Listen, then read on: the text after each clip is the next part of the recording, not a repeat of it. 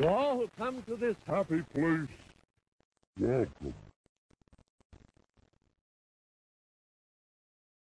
Where would Disney be? Where would we be as a species without Walt Disney? The man who started it all. The one who believed in Disneyland. The one who wanted to make his dream a reality. The one man who could make the cheap state fair House of Horrors into a groundbreaking, mind-blowing attraction, the Haunted Mansion. From the very first incarnation of Disneyland known as Mickey Mouse Park, Walt Disney wanted to have some sort of haunted attraction. Maybe an old rickety church or a haunted house. Something that could both frighten and delight visitors. Then when the idea came for a New Orleans themed land, Walt Disney said, yes, that is where the haunted house will go. It's even featured along with the Pirates Wax Museum on this old map that I have. Look, haunted house, New Orleans Square, Wax Museum, Thieves Market. Those are all early concepts for New Orleans Square and, of course, the Haunted Mansion. Walt completely rejected the idea of having a run-down, rickety old house in the middle of his beautiful Disneyland park. It just wouldn't fit with the theme of Disneyland being the perfect getaway for both adults and kids to have a gross old house sitting right in the middle. Which led to Walt famously saying, "We'll take care of the outside and let the ghosts take care of the inside." As the story progressed to what we have today, a sort of retirement home for ghosts, Walt Disney was reportedly keeping himself busy traveling the world and looking for spirits to inhabit their new attraction. You can even see him here interviewing people like Mark Davis and Rolly Crump, people who were instrumental in what the mansion eventually became. Unfortunately, Walt Disney passed away before he was able to see the opening of the attraction. The exterior of the mansion, though, was completed 3 years before Walt died in 1963. The reason Walt was never alive to see the completion of attractions like Pirates of the Caribbean and the Haunted Mansion is because work slowed on them due to a little thing I like to call the 1964-65 New York World's Fair. I mean, that's just what it's called. But this proved to be a good thing in many ways because Disney was able to improve their research on audio animatronics, making them more lifelike and realistic through the development of great moments with Mr. Lincoln. Now, of course, these animatronics weren't as complex as Mr. Lincoln, but they were just as lifelike. Or,